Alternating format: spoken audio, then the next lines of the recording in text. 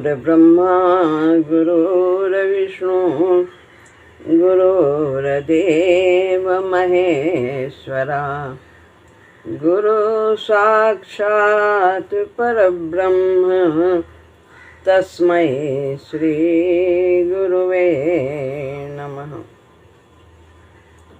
श्री राम।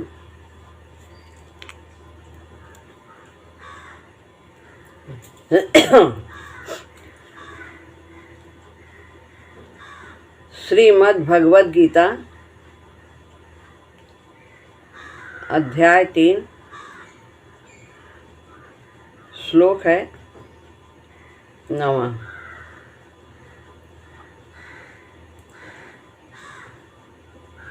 यज्ञार्थात् कर्मणोऽन्यत्र लोकोऽयं कर्म बन्धनः तदर्थं कर्म कौन्तेय मुक्तसंगः समाचर।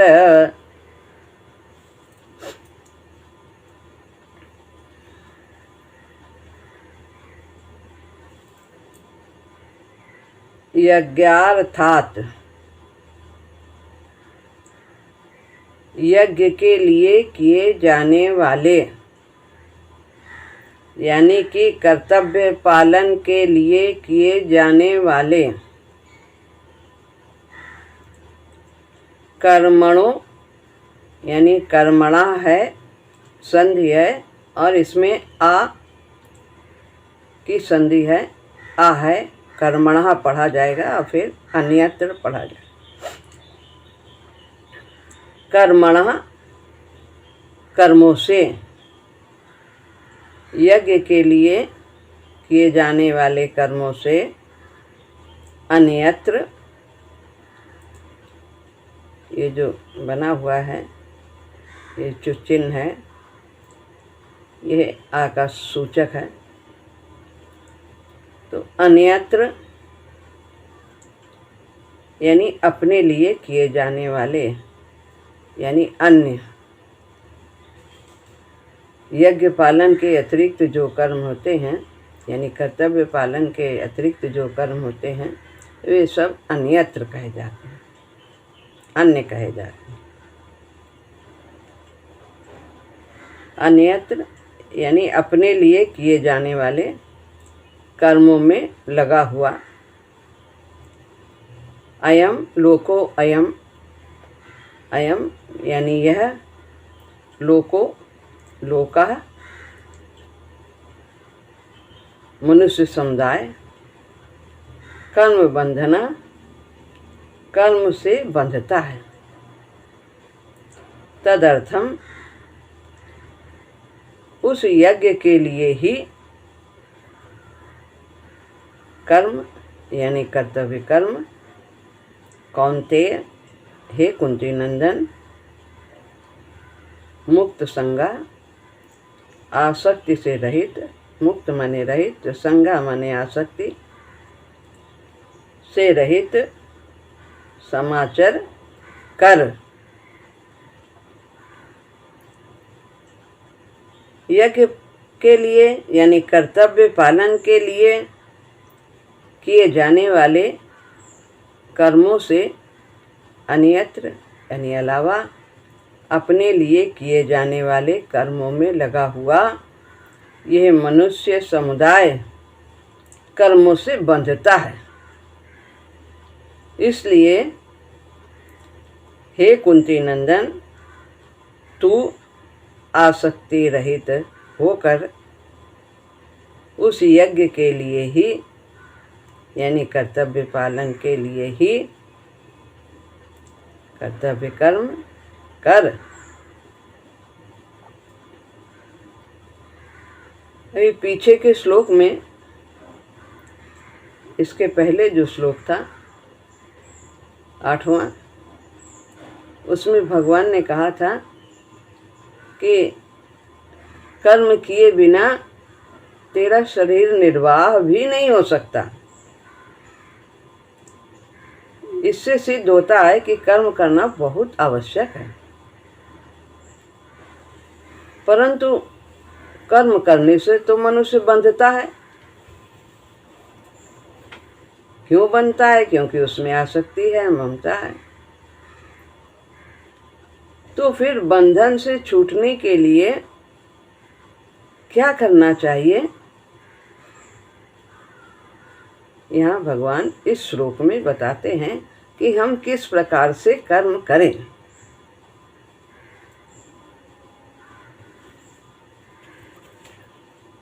यज्ञार्थात् कर्मणो न्यत्र, यज्ञ के अलावा अन्य कर्म गीता के अनुसार कर्तव्य मात्र का नाम यज्ञ है। अब यज्ञ अगर हम समझे नहीं तो हम यज्ञ तो केवल हवन को ही समझ लेंगे कि अग्नि जलाओ और उसमें समिधा डालो, बस यही यज्ञ करना है, यही हमें करना है। इसके अलावा अगर और कुछ करें तो सब बंधन का कारण। यदि हम इस भाव को ऐसा लेते हैं तो फिर हम गलत हो जाएंगे। ये तो एक बहुत छोटा सा अंश मात्र है जो हम हवन करते हैं। यज्ञ का बहुत विस्तृत भाव है।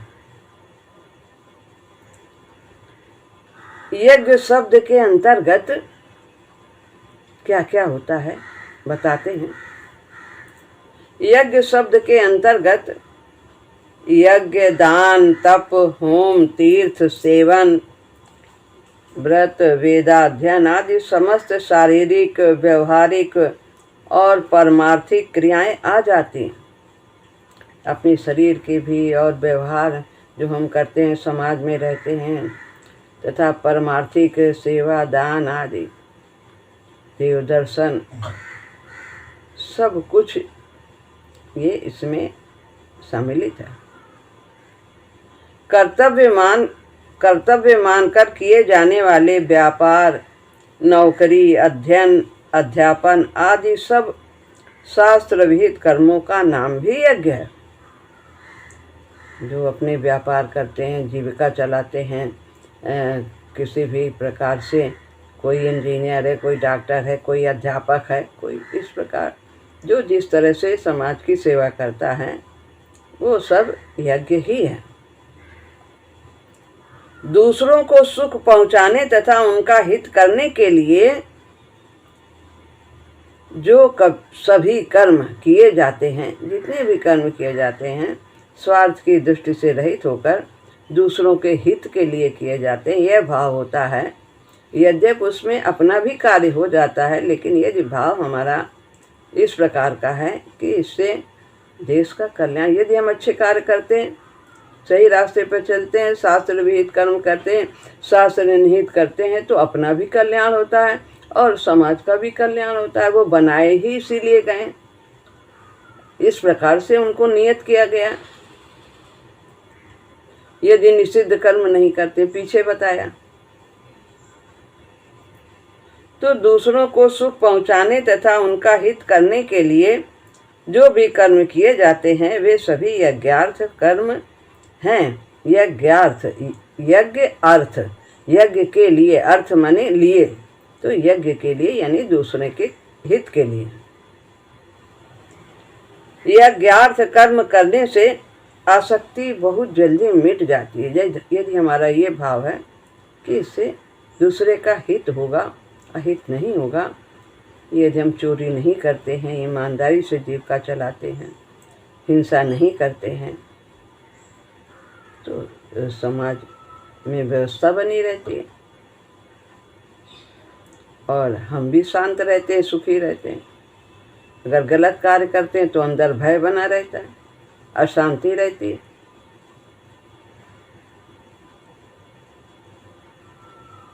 यज्ञार्थ कर्म करने से आसक्ति बहुत जल्दी मिट जाती है तथा कर्म योगी के संपूर्ण कर्म नष्ट हो जाते हैं। कर्म नष्ट होने का क्या मतलब है कि कर्म के संस्कार नहीं बनते, कर्म पानी पर की लकीर बन जाता है। पानी में लकीर खींचो तो उसमें कुछ लाइन नहीं बनती, एक तरफ से खींचो बिगड़ता चला जाता। तो उसके कर्म भुने हुए बीज की तरह हो जाते हैं, संस्कार नहीं बनाते। और इतना ही नहीं, उसके जन्म जन्मान के संचित कर्म भी नष्ट हो जाते हैं, उनका भी खाता खत्म हो जाता है। कैसे? कर्मयोग के द्वारा, निष्काम भाव से कर्म करने के द्वारा। वास्तव में मनुष्य की स्थिति उसके उद्देश्य के अनुसार होती है, क्रिया के अनुसार नहीं। हम कितना भी कर्म बड़ा से बड़ा करें तो हमारी क्या स्थिति होगी, ये हमारे भाव पर निर्भर करता है। हम अहंकार से कर रहे हैं या निष्काम भाव से कर रहे हैं या दूसरे के हित के लिए कर रहे हैं, यही बात है। तो हमारा वही स्वरूप होगा, वही स्थिति होगी जो हमारा भाव होगा। सतोगुणी भाव है तो हमारी सतोगुणी स्थिति होगी, रजोगुणी है रजोगुणी, तमोगुणी। मान सम्मान चाहेंगे तो इस तरह से तमोगुणी है, दूसरे को नीचा दिखाने के लिए। जैसे व्यापारी का प्रधान उद्देश्य धन कमाना होता है, अतः वास्तव में उसकी स्थिति धन में ही रहती है। वो हर समय उसी की वृत्ति उसी में रहती है, धन में धन। और दुकान बंद करते ही उसकी वृत्ति धन की तरफ फिर चली जाती है। अब कैसे आगे क्या करना है, कैसे क्या करना है, कितना और फायदा होगा, कैसे करें। ऐसे ही अज्ञार्थ कर्म करते समय कर्मयोगी की स्थिति अपने उद्देश्य परमात्मा में ही रहती है। किस लिए कर रहे हैं? भगवान की प्रसन्नता के लिए कर रहे हैं, जीवन को सफल बनाने के लिए कर रहे हैं। ये कर्म किस लिए कर रहे हैं? हर समय ऐसा भाव रहता है, सावधान रहता है। तो कर्म समाप्त होने के पश्चात भी उसकी स्थिति परमात्मा में ही रहती है। सभी वर्णों के लिए अलग अलग कर्म है। एक वर्ण के लिए कोई स्वधर्म है तो वही दूसरे वर्ण के लिए परधर्म हो जाता है। सबके लिए एक समान कर्म नहीं है। ब्राह्मण के लिए अलग कर्म है, भिक्षाटन करना। क्षत्रिय के लिए वो परधर्म है। तो सबके लिए जो जिसमें जो निपुणता है वो उसी निपुणता से कार्य करता है तो कार्य अच्छा होता है। और यदि वो दूसरे कार्य को करता है जिसमें उसके अंदर वो योग्यता नहीं है तो वह उस कार्य को भली भांति नहीं कर पाता।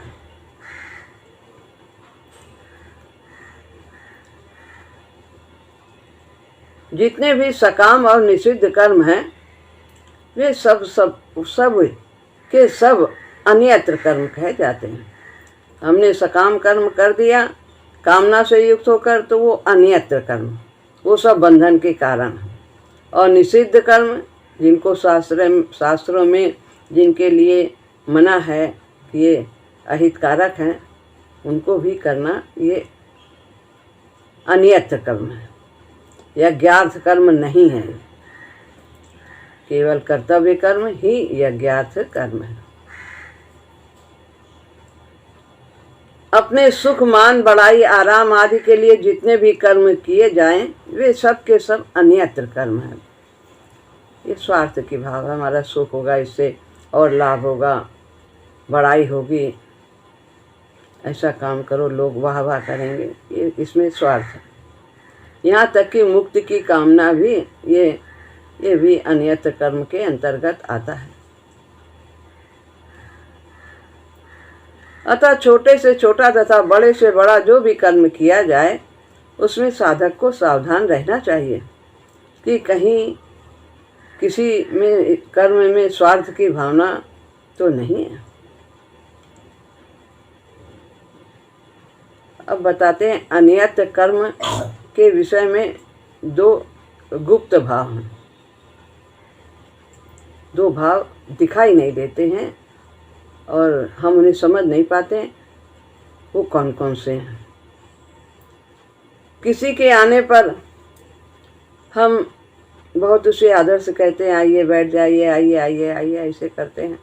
आदर शब्द सूचक, आदर सूचक शब्दों का प्रयोग करते हैं, तो दिखावा करते हैं, लेकिन अंदर से हमारे अंदर खुशी नहीं होती है उसके आने पर। और इस भाव से वो कहता है कि ऊपर से तो कह रहे हैं कि लोग इस पर अच्छा असर पड़ेगा कि हम अच्छे आदमी हैं, लेकिन अंदर से ऐसा भाव नहीं है। तो इस भाव से कहता है, तो इसमें भी स्वार्थ की भावना छिपी रहने से ये अन्यत्र कर्म है। लोग हमें अच्छा समझेंगे, कोई आया है तो इस तरह से हमें कहना चाहिए।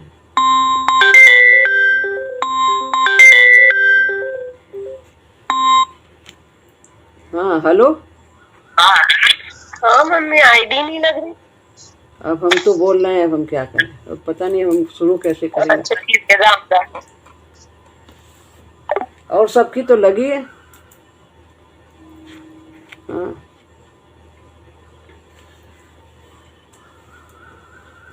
अब दूसरी बात बताते हैं, दो भाव बताए हैं। सत्संग सभा में हम जाते हैं तो वहाँ हम अच्छे अच्छे प्रश्न करते हैं और अपने को बहुत योग्य दिखाना चाहते हैं कि देखो हमें सब आता है और हम ऐसा करते हैं।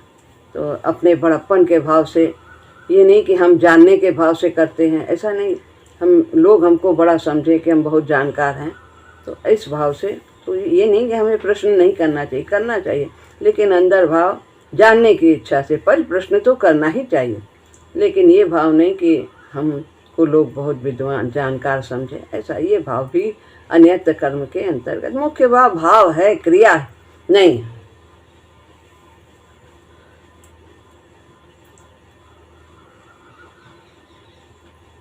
अपने सुख के लिए किया गया कर्म तो बंधन कारक है ही, पर अपने व्यक्तिगत हित के लिए किया गया कर्म भी बंधन कारक है। हम बहुत साफ सुथरा रहें, बहुत सजावट से रहें, लोग हमको बहुत सुंदर समझे, बहुत देखने में जहाँ जाएं हमें देखें, बहुत सुंदर कपड़े पहने, बहुत अच्छे महंगे पहने, तो ये सब अपने हित के लिए किया हुआ है। हट्टे कट्टे बने रहें ताकि हमको देखकर लोग डर जाएं, हमारा एक व्यक्तित्व, तरह तरह के भाव होते हैं। केवल अपने हित की तरफ दृष्टि रखने से व्यक्तित्व बना रहता है। हमारा एक अलग व्यक्तित्व हो जाता है जब हम केवल अपने हित के लिए कार्य करते हैं। हम सब आत्मन्यवात्मना की दृष्टि नहीं रहती है कि सब में हमारी ही आत्मा विराजमान। जो कर्मयोगी है वो आत्मन्यवात्मना, अपनी ही आत्मा को सब में देखता है, अपना अलग व्यक्तित्व तो नहीं उसका होता। अब है कर्म संसार के लिए है और संसार से संबंध विच्छेद होने पर परमात्मा के साथ योग अपने लिए है।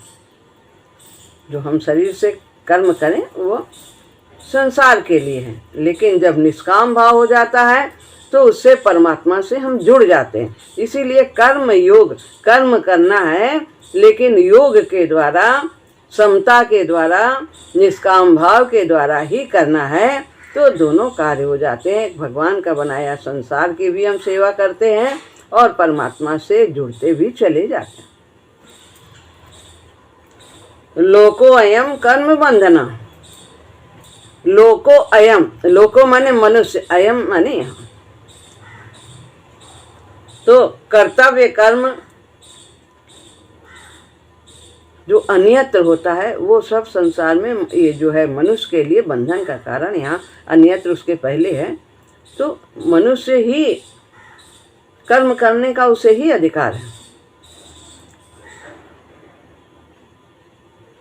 इसका वर्णन भगवान ने आगे सृष्टि चक्र के प्रसंग में किया है, जिसका उद्देश्य प्राणी मात्र का हित करना है। मनुष्य ही कर्म कर सकता है, जानवर नहीं कर सकता, वही कर्तव्य कर्म की दृष्टि से कर सकता है।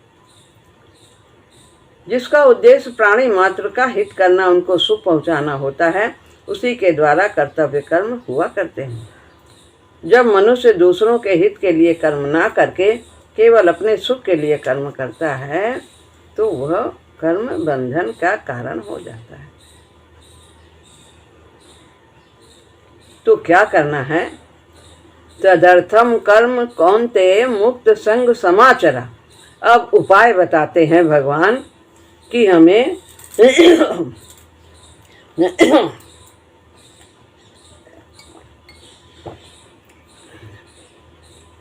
कि जो अन्य कर्म है यज्ञार्थ के अलावा जो अन्य कर्म वो तो बंधन का कारण है, तो फिर हम क्या करें कि बंधन से हम मुक्त हो जाएं, ऐसा किस प्रकार से करें?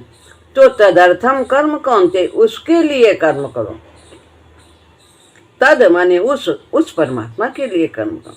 तदर्थम कर्म कौन्तेय यानी दूसरे के लिए। सियाराम में सब जग जाने, भाव दूसरों की सेवा का हो।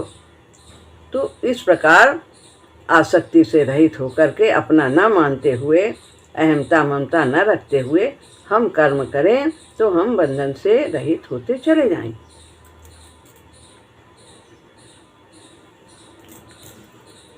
आलस्य और प्रमाद के कारण नियत कर्म का त्याग करना तामस त्याग कहलाता है।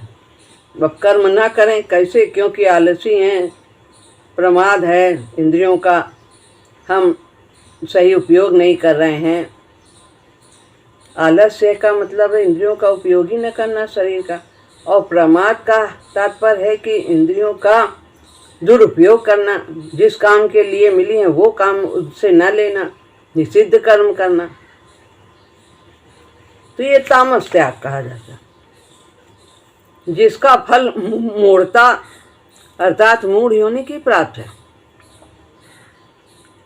और कर्मों को दुख रूप समझकर उनका त्याग करना ये राजस। आप कौन मेहनत करे, कौन करे? आराम से लेटे रहो, क्या है? वहाँ जाओ, उसकी सेवा करो, उसका नहलाओ धुलाओ, उसकी सफाई करो, वहाँ पर भूखों को खिलाओ, मेहनत पड़ेगा। तो इससे अच्छा, ये बहुत कष्ट है शरीर को, इससे अच्छा करो नहीं। तो ये भी ये त्याग नहीं कहा जाता, ये राजस त्याग। दुख मिलेगा, कष्ट मिलेगा, लेकिन यहाँ पर भगवान अर्जुन को कर्मों का त्याग करने के लिए नहीं कहते हैं, बल्कि करो कर्म। कैसे करो? ममता, आसक्ति, फलासक्ति, कर्म के प्रति आसक्ति, इसको, इस त्याग को करो, इसको त्यागना है, कर्म को नहीं त्यागना है। तो यह त्याग सात्विक त्याग कहा जाता है। इसको ये त्याग करना है। कर्तव्य कर्मों को अच्छी तरह आचरण करने में जब हम ठीक से कार्य नहीं करते हैं, शिथिलता आ जाती है। कर्म को करने में लापरवाही करते हैं, तो उसके दो कारण हैं। एक तो मनुष्य का स्वभाव है कि वो पहले फल की कामना करके ही कर्म में प्रवृत्त होता है। और जब कहा है कि कर्मण्येवाधिकारस्ते मा फलेषु कदाचन, फल की इच्छा से कर्म ना करो, तो वो सोचेगा कि जब फल की इच्छा ही नहीं, फल की भाव ही नहीं, तो हम कर्म क्यों करें? तो एक ये भाव आ जाता है कि जब फल की चाह नहीं है तो कर्म में उसकी शिथिलता आ जाती है। ऐसा जो कर्मयोगी भली भांति नहीं भाव रखता है, उसके अंदर इसलिए शिथिलता आ जाती है। वो नहीं जानता कि कल का कर्म का फल तो मिलेगा ही मिलेगा, लेकिन हम भाव करके अपने को बंधन में बांध लेते हैं। और दूसरी बात, शिथिलता क्यों आ जाती है? कर्म आरंभ करने के बाद जब उसे लगता है कि इसका फल जो हम चाहते हैं वो नहीं मिलेगा, विपरीत फल होगा, उसे ऐसा आभास होता है, तो फिर उसके कर्म में शिथिलता आ जाती है। वो उतने मनोयोग से, पूर्ण भाव से कर्म नहीं करता कि हम सम्मान के लिए कर रहे हैं लेकिन यहाँ तो अपमान ही मिलेगा, ये लाभ के लिए कर रहे हैं लेकिन यहाँ लगता है कि हानि हो जाएगी, मान नहीं मिलेगा, अपमान होगा। ये जो है, उसको जब ऐसा भाव हो जाता है तो उसके कर्म में शिथिलता आ जाती है। तो हमें कर्म को कैसे करना है? अपने लिए कुछ नहीं करना, दूसरे के लिए कर्म करना। अब यहाँ पर बात ये आती है कि दूसरा है कौन? हम दूसरा किसे समझें?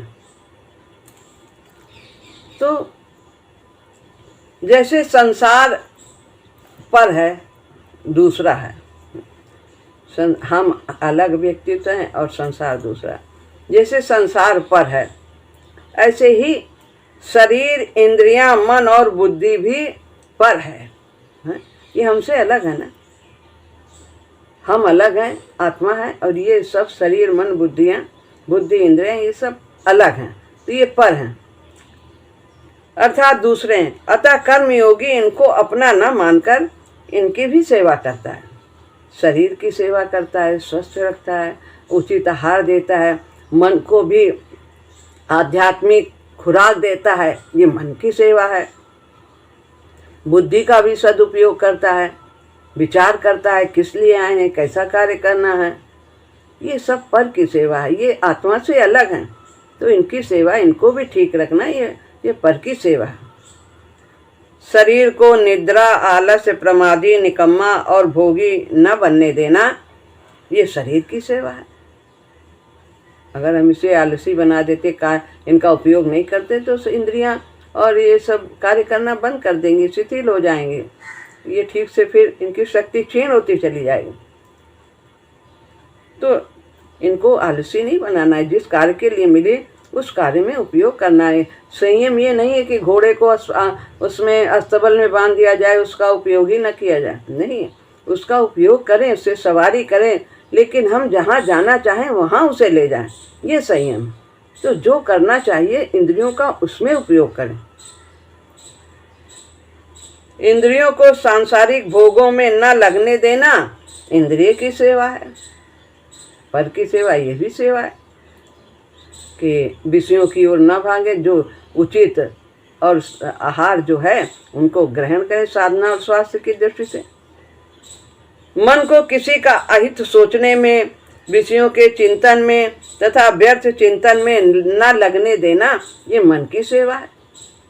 मन की क्या सही उनको भी खुराक देना अच्छी चाहिए, मन को भी। शरीर को तो अच्छा देते हैं डाइट बहुत, तो आध्यात्मिक खुराक से, सत्संग, शास्त्र, इन सब से जुड़ना है, भगवान के स्मरण से।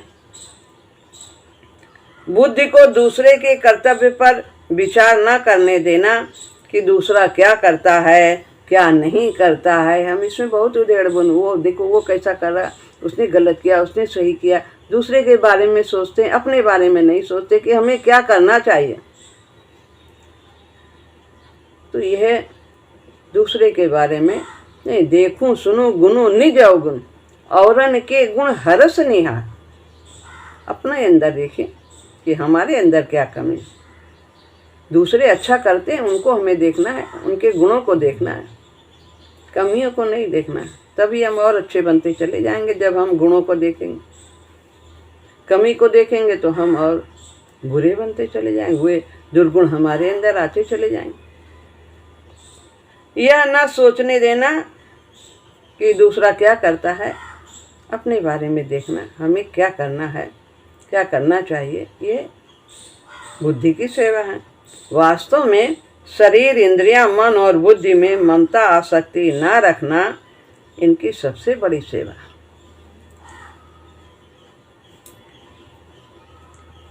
अब बताते हैं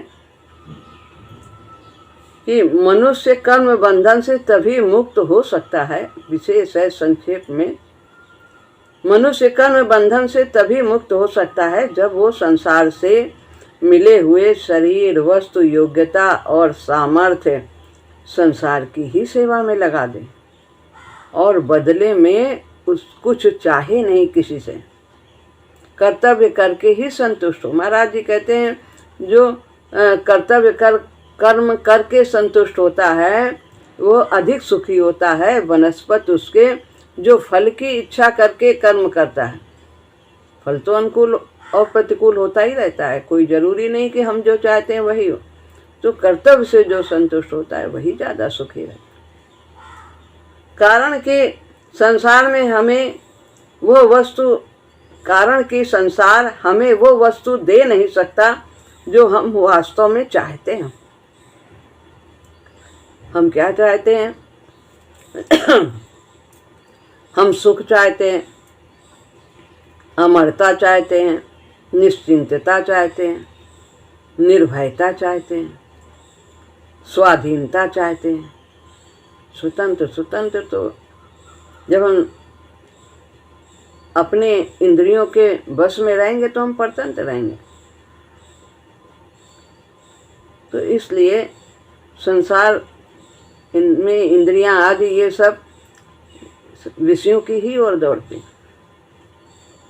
और कामना बढ़ती। हम अशांत रहेंगे, हम इनके गुलाम रहेंगे। परंतु यह सब हमें संसार से नहीं मिलेगा, संसार के संबंध विच्छेद से मिलेगा। संबंध विच्छेद क्या करना है? इन्हें अपना ना मानना। इनको हम कहीं निकाल नहीं सकते, अलग नहीं हो सकते शरीर से।